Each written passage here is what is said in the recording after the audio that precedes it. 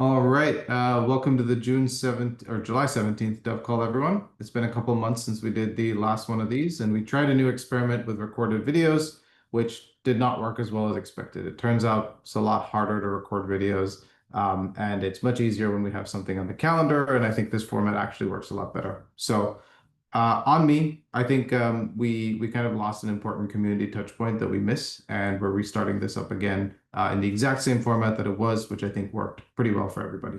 So I'll be doing these updates again every 2 weeks, 10 a.m. Pacific, and the invite is in the Notion link. If you click on it, you can get the Zoom link. There's also a calendar invite that you can add to your Google Calendar, which will give you the links for every week, and which will get updated if we have to cancel these because of a holiday or anything like that. So welcome back, everyone. Okay, we have a full list of things to talk about here, so we'll try to move quickly through all the major items. First up, for those of you who tuned into the announcement last night, the Base app is going to be the next new Farcaster client, joining Zapper and a bunch of other people that have been building on the protocol. We're very excited. Base is making a pretty big bet into on-chain social by integrating with Farcaster and also making it push for on-chain overall across the entire ecosystem.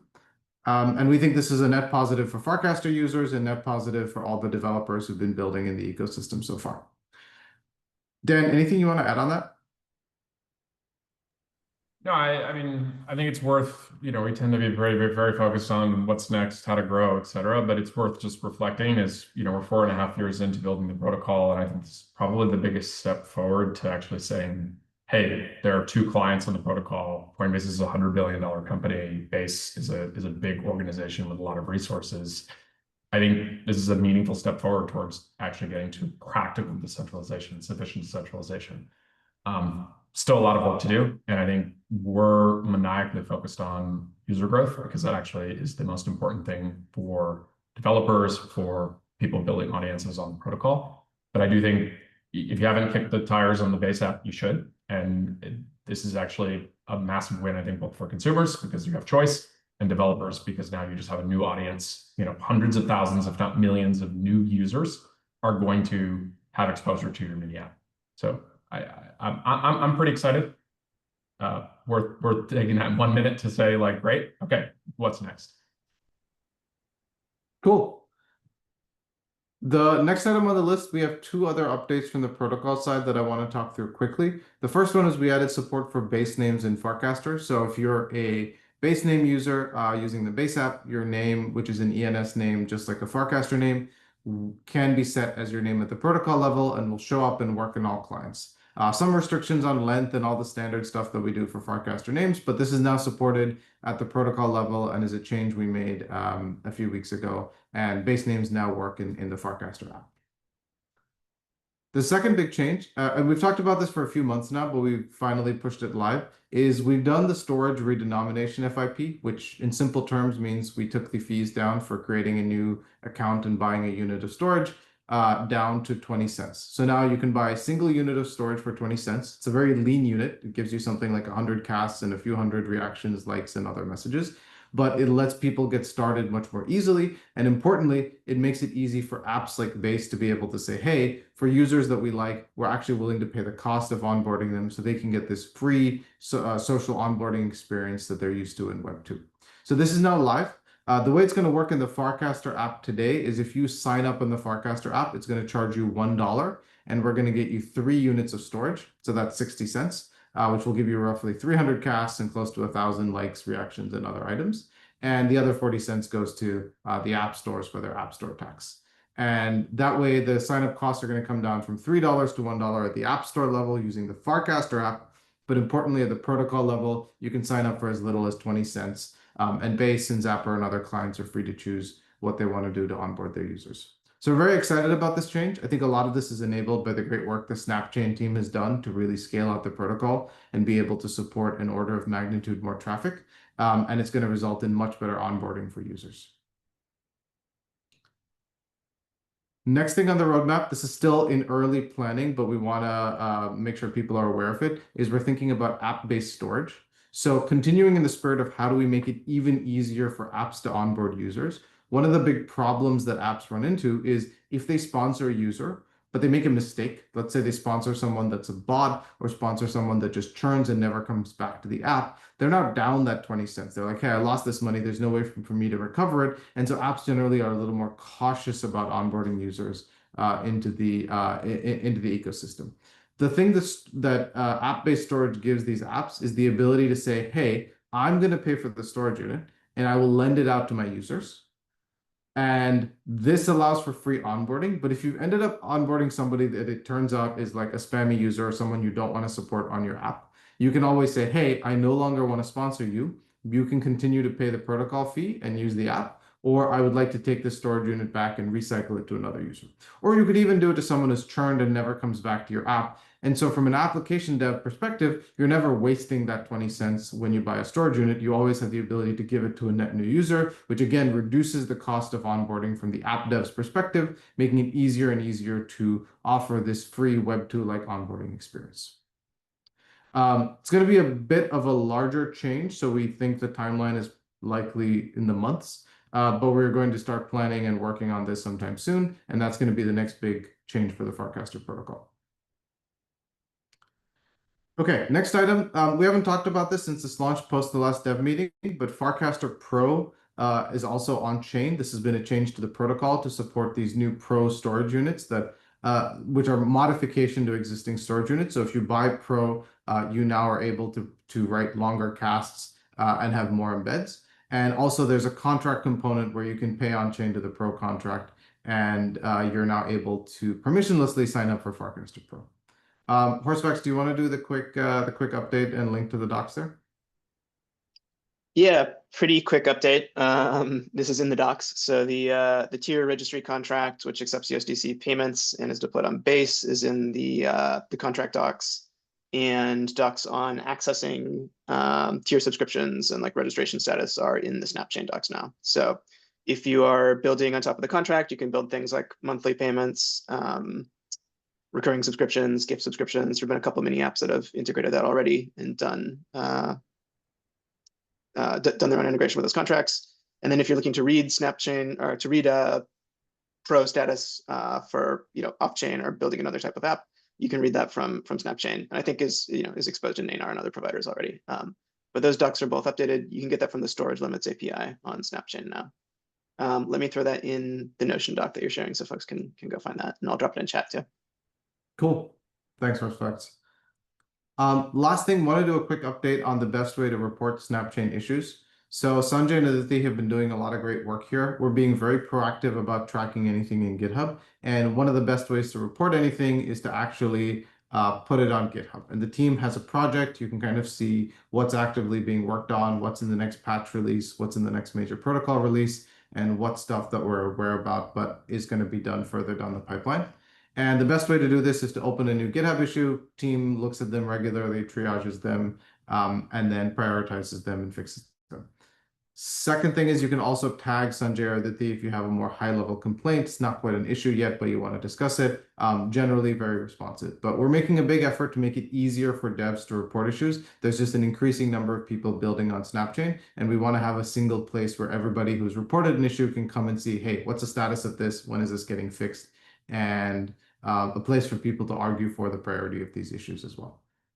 I'll drop the link here to the project board in chat. So anybody actively working on this or anybody currently running Snapchain or Shuttle, please use this to report issues so folks on the team are aware. Great. Before I move on to mini apps and app stuff, any questions on any of the protocol changes?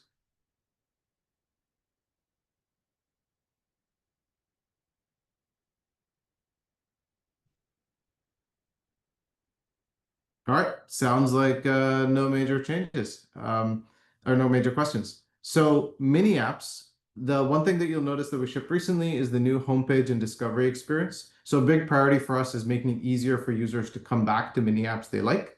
And so we have this new Your App section that uses a smart algo to surface things that you're most likely want to go back to. And the second priority is actually help with discovery of new apps. So we actually have sections for each parts of the App Store that allow people to browse games or social apps and all these different categories. And we've also made it possible We've also improved the algorithms that underlie them, so they're not just surfacing like the most opened app, but they're a little more dynamic. They're helping with discovery of new apps, especially if something has recently become popular. The one really cool thing in that is we've also got a tab that lets you find apps that people in your network are using in a privacy preserving way. So if people that you know are using an app, it kind of shoots to the top of the list. And if they've shared that app publicly or talked about it, you'll also see their profile picture next to it. So you'll know that, hey, this is the person I know that's using this app. So again, making it easier and easier to help discover stuff that's in network for you and that apps and that might be relevant to you. We're thinking of a lot more smaller tweaks and changes to continue improving this. So making it easier and easier for users to get back to mini apps they like is a big priority for us. I also put out a cast today asking for feedback on the top 3 pain points for mini app devs. The team is doing a little bit of a reset on the roadmap after this and starting to refocus on what's important. So if anyone has thoughts, we would love to hear them. You can post them here in chat. You can post them as a reply to that thread or anywhere you like. But any input today will be extremely helpful with helping us prioritize what's next and what's important for you.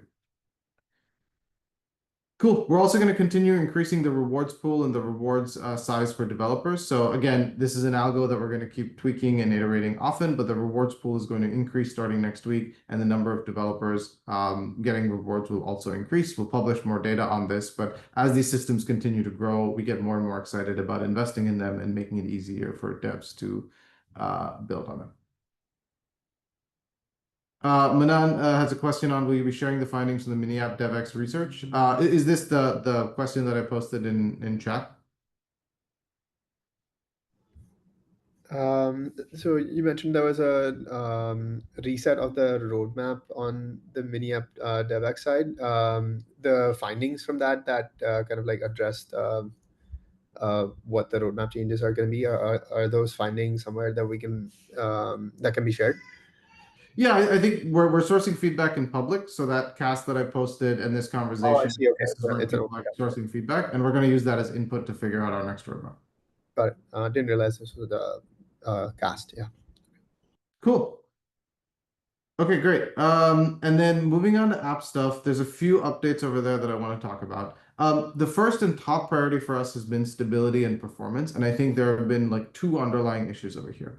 The first major one is Android has historically been slow for us. We've just never spent the time and resources prioritizing speed and perf on Android devices. And recently, we've done a bunch of work to improve performance there, starting with app start time.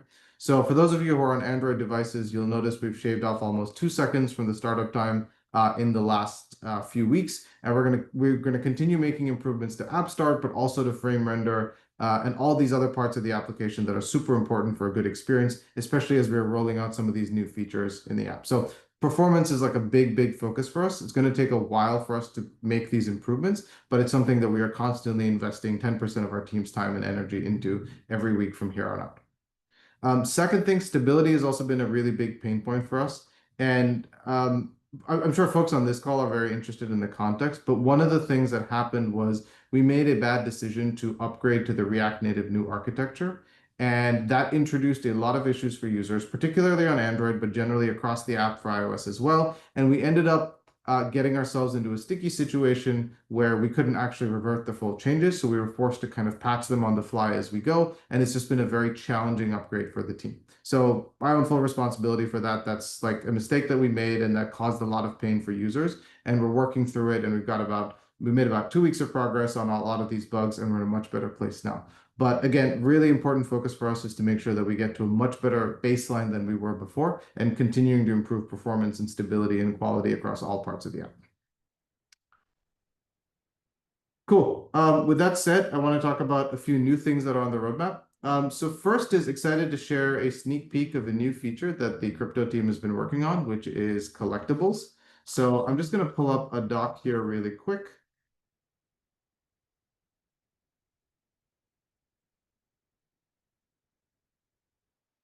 All right, let me share this here real fast. So collectibles are a new way for Farcaster creators to earn. So the high-level idea behind a collectible is you can collect a cast as a unique one-of-one collectible. So any cast on the network that the author that has been posted is now can be turned into a collectible.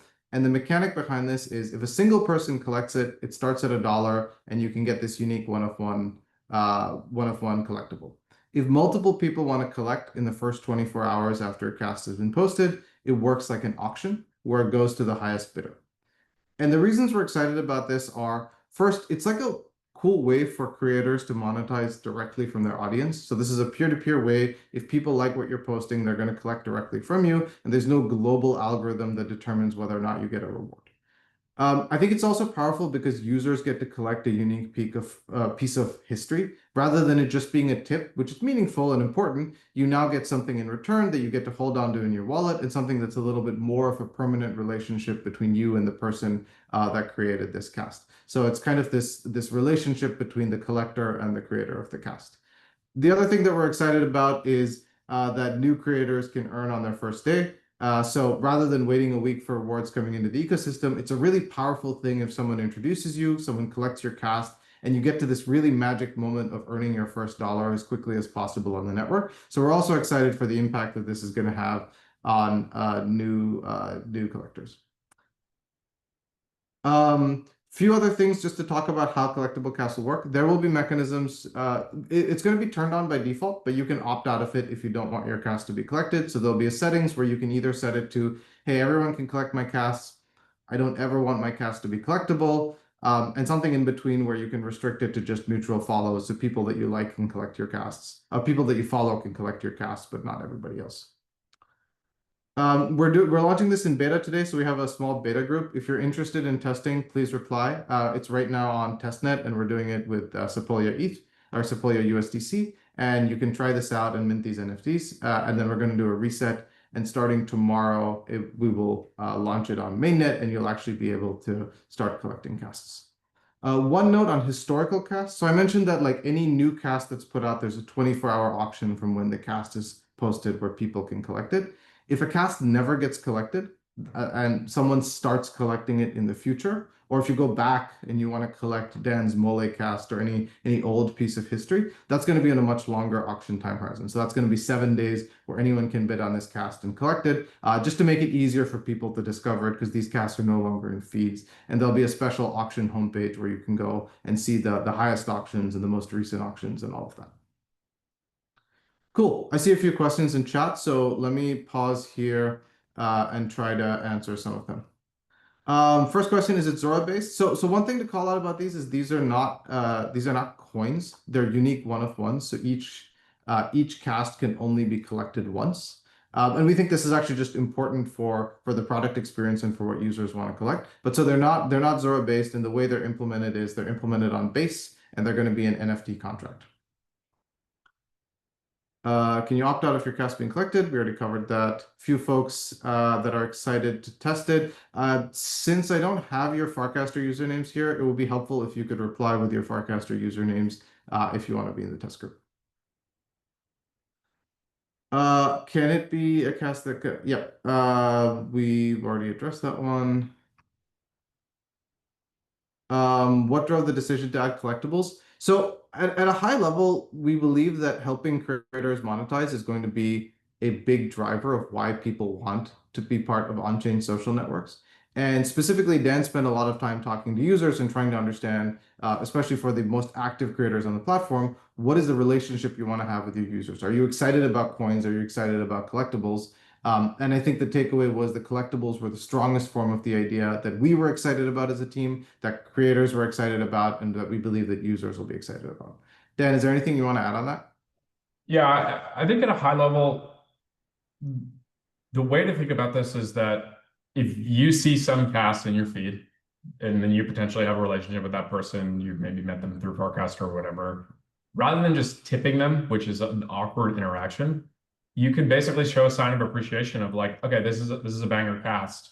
I want to collect it, put a bid, and it actually creates a low intensity but somewhat fun game of an auction, which I actually think if you've ever done an auction on eBay or NFT or whatever, it's actually kind of fun, right? Like you're thinking about like what should be the price.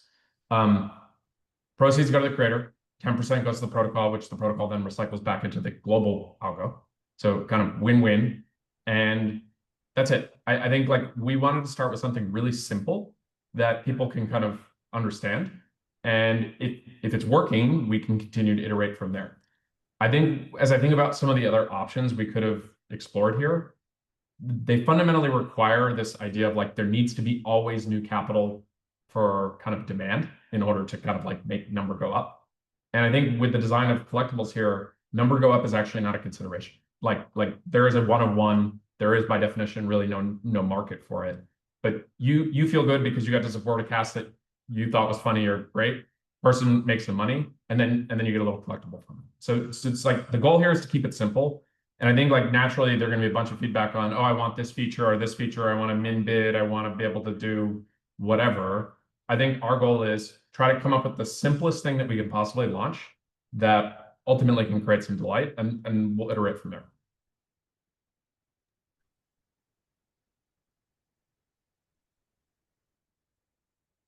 Cool.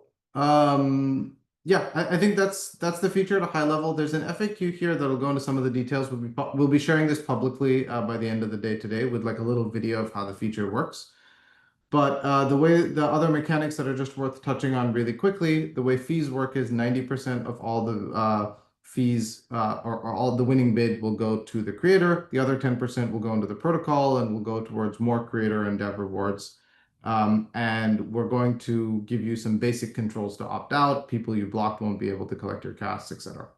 And we'll have a doc here once we deploy the contracts, a doc with how the contracts work and how things are represented on chain. So if you want to build apps based on this data to showcase what's being bid on, what all the latest collectibles are, all of that's going to be on chain and easy to get access to. There's a couple questions on like marketplace for these collectibles. So I think that the initial spirit of these collectibles is we don't think this is something that people are going to like massively speculate on. I think a lot of this is more around appreciation for creators and is like an evolution of tips. That said, there may be one or two casts that end up being historic and that people really assign a high value to. That's quite possible that that happens.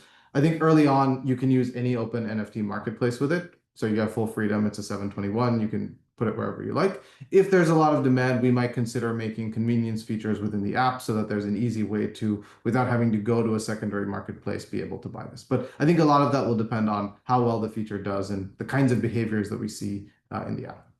Yeah, two other things worth pointing out. I think a lot of people are going to try to suggest this idea that like, oh, what happens if someone takes my art and puts it in a cast and someone collects it? So couple things. One, it's not like some open edition where you could trick a bunch of people into doing it. Ultimately, the only thing is you get one winning bid, and it's a direct peer-to-peer relationship. So whether two people over here basically are saying like, hey, I'm transferring money to this other person, it's not kind of like you're running it as like this big open edition that you're claiming the work of. So I think that is like something to like kind of permeate because people naturally will say that. Similarly, you're not collecting an actual video or an image. You're collecting the cast, which contains the video or the image. And so I think that that's an important thing. This is not like some like permanent IPFS image that, you know, kind of in the like previous era where it's like the video itself is the NFT. It's the NFT here in the collectible is the cast. And we believe it's, again, primarily a way to show appreciation to a creator. And then you get a kind of nice memento that looks good in the app. And I think that the second thing is we are not going to lean into like, hey, this is a thing to speculate on. Because if you pay attention to how we've done things over the last 5 years, like what that will get is a kind of like early 1 to 2 week period where people speculate on, oh, they're going to do all this work to make casts secondaries really valuable. When the reality is if the demand isn't going to be there, it's just going to lead to disappointment. So we'd rather actually ship a feature that is going to have potentially lower volume than something that has that initial speculative mania, but is more sustainable and actually feels natural to how people use Farcaster.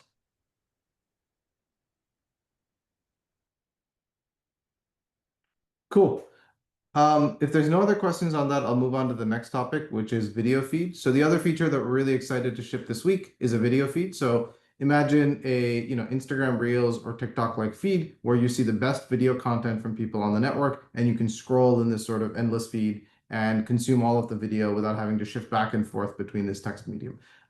We're really excited about this because it makes just video feel great, whereas like watching video in a feed and then tapping in is always this slightly clunky experience. And we've also put a lot of work into the algo and video performance and making sure that this gets surfaced in feed when you open it up or when there are new videos to watch. So one of the things we're going to consider doing as this feature rolls out is more promotions for videos, maybe a rewards pool for people who are creating videos, and expect all that to launch in the next couple of days. We're still working through some last performance issue on the video side of things. It's also worth talking about like why we're investing in videos. I think one of the things we've seen organically is that more and more people are trying to post videos. There's just a lot more video content being created, and it's starting to feel more table stakes for Farcaster and for on-chain social to support this. Base is also going to do a fairly big push into video content and video creators, and I think it's going to be a great experience if those videos that they're creating over there also have a top-notch experience on Farcaster. And it's another example of where this open protocol and multiple clients building is actually helping accelerate the development of some of these features. Dan, I know you've also had some walk-in talks about why we're doing video. Any points you want to add to what I've said?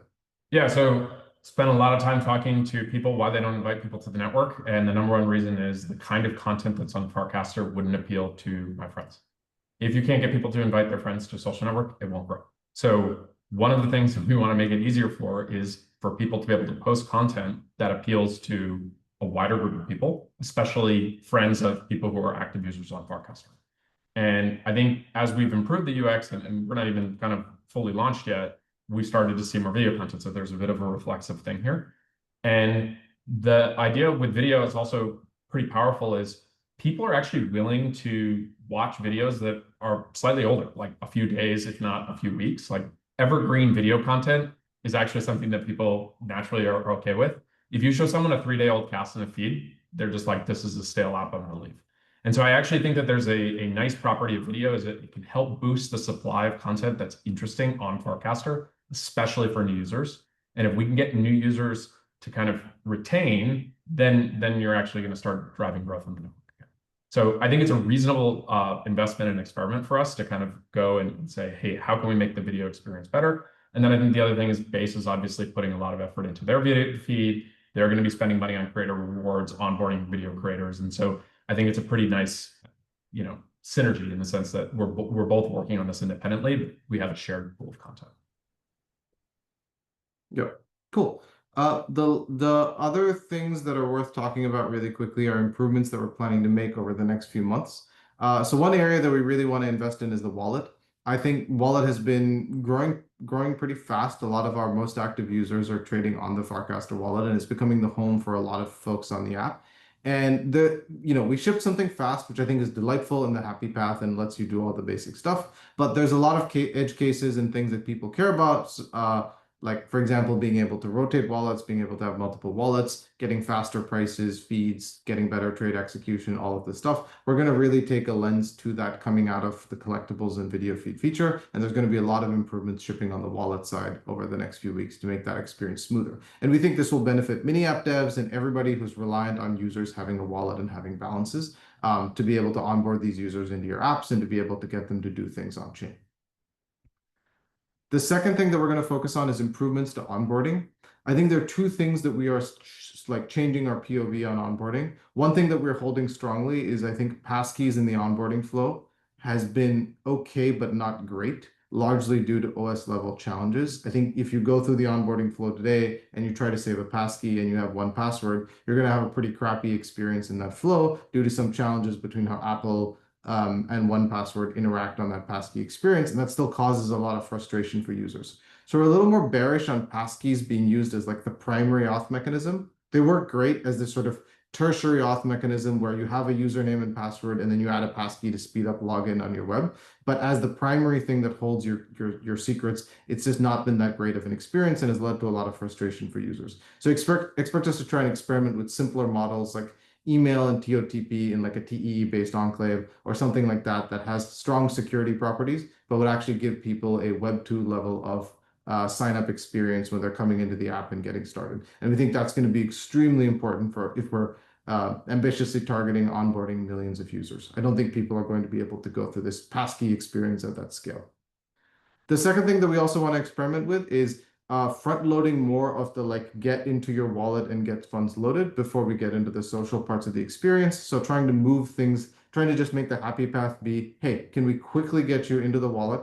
starting to use the app, starting to experience the social network, and then can we upgrade you to a social profile where you ask all these other questions. I think there's a lot of complexity in the onboarding flow where we do like snap chain registration, on-chain registration transactions, and even with faster block times, these are slow. And so getting users to a point where they're like, great, I've set up my app quickly. Now I can come back and explore and do other things. And getting to that first magic moment, I think is something we're prioritizing. So expect us to continue simplifying the onboarding experience there as well. So those are two things on deck. We'll have more details in upcoming dev calls on what specific things we're doing there. But those are two areas we're excited to invest in from an app perspective to help bring more users and convert them into more active mini app users. Great. That brings us to the end of updates. Any last questions from folks before we wrap? Yeah, I wanted to raise the channels flag just because since you haven't had this conversation for a while, the desire, at least on our part, is to try and galvanize the community around some consensus for what it will take to get into the protocol such that it can stop being a sort of nagging but not high priority thing for the Merkle team, and that it's something the community can then iterate on. So I'm just curious if either you or Dan could speak to what you'd like to see in terms of consensus from the community. Yeah, I can talk about like how we're thinking about channels right now. I think we've gotten channels to a point where we feel like the feature set for moderation and basic usage is in a strong place. So all channel content is decentralized and on the protocol. We have these like basic settings for membership and algo feeds that have gotten to like a reasonably good place where a lot of channel moderators have the controls to like have good defaults and then be able to add and remove people and sort of manage their channels. I think there's 2 points of friction that we want to address.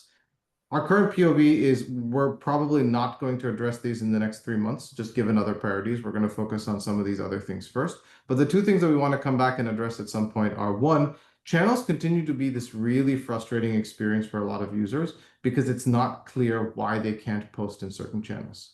And this is just like this constant tension between people who want their channels to be like higher signal and say, I want this to be limited, but also want their content on this public feed. And other users get frustrated, especially new users, and they're like always struggling to discover this. So it's very important to us that we are going to invest in channels. We need to simplify and reconcile this tension between this public social feed and what is, a little bit more of a closed group on the network and making that work.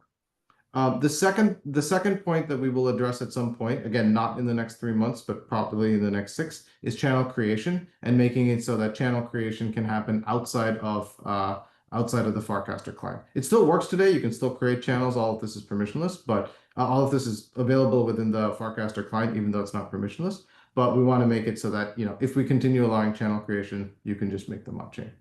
That's the high level, and we want to be super clear. We think channels are in a stable place. We think people are building on channels. For better or for worse, we don't think channels are massively contributing to growth or new users, but there's a small and active part of the network that loves channels, and we're committed to getting that to a good place, and we're committed to finding a good solution to these 2 problems in the future. Dan, anything you want to add on that? Yeah, I think that the 2 things I'd say is, one, I created a group at one point, and some of you may be in it, of just like people who are passionate about channels and what they want. I think the tough reality is there is not consensus. And so there's a bit of like, I'm not going to be able to drive consensus here because there's a bunch of people who want different things. Some people want channels to be topics. Some people want channels to be communities. Some people want the membership model. Some people don't. So I think getting to actually consensus is something that the community could do without us, and then come back to us with a kind of like, here's roughly the leaders of the biggest channels or whatever. This is kind of what we're hoping to achieve. And that actually makes it easier for us, again, not in the next 3 months, but in the next 6 months to actually make a change that would work. The other wrinkle here is everyone wants all of the features in the Farcaster app. And I think that's the challenge. And so any features we have to support in the main app, that's not simplification, that's expanding scope. And so that makes it just like a harder problem for us to deal with. And then I think as I think about the group of people on this call, the number one thing people care about is growth. And so we have to be, and our set of priorities has to be aligned with what do we think we can get, 10,000 people signing up a day 50,000 people signing up a day to the protocol. And the tough reality is channels are not that. Channels are a tool and they're great for retention and building communities of people who already bought into Farcaster. But we spent a year and a half trying to figure out as a top of funnel, and it just didn't work. So I think that's where we are. It's just like tough prioritization mixed with a kind of messy situation of people don't actually know exactly what they want. So the one thing I would leave people with is, if you're passionate about channels, getting other people who are building and using channels and trying to drive to a sense of consensus of, here is the thing that we all kind of agree that it's important. Yeah, cool. I'm going through the comments to see if there's any other questions that haven't already been answered. I just had a small question just around the SDK.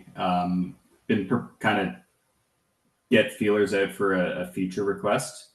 I can throw it on GitHub. I just wanted to see if it was something people were receptive to at first before I do that. I just wouldn't mind a handler for like the user interactions in the Farcaster client to basically propagate into the mini app so that I could display faster UI than webhooks. A lot of these probably mini apps are going to be real time. And so I think that'd be very helpful. Yeah, if you have even like a high level description or bullet points that you'd want to share and tag, me and Deodad and Daniel, that would be helpful. We can take a look at it and respond async. Cool. Yeah. Awesome. Yeah. Cool. It's a question on privy key material. Christopher, what part of base are you referring to? They said that you can use your Privy embedded wallet or something in the presentation yesterday, but I can't find any of that in the. To the best of my knowledge, Base is using their own smart wallet standard for their new contracts as they're migrating users over. I don't think there's anything Privy related that they are using in their stack, but maybe this is referring to some kind of integration where if you build a mini app, you can connect your Privy wallet with the Base smart wallet or something like that. Christopher, what it might have been referencing is a lot of mini apps are using Privy embedded wallets and they're using sign in with Farcaster as the auth mechanism into that. And so once Coinbase gets your auth address and can sign you in, you can basically sign into these Privy wallets cross client and access whatever funds you have in the mini app. But there's no Farcaster client to the new Base client for that. It's just simply going through the auth address. Makes sense. Correct. Just one more question. I wasn't able to find any information on this. Is there going to be support in the wallet for EIP 7702? At some point, yes. Is there anything that you specifically want to see from 7702 that would help us prioritize it? Just less transactions in general. I know they have to approve those permissions first, but I mean, would be better. And what specifically do you mean by less transactions? I think you can assign the ability to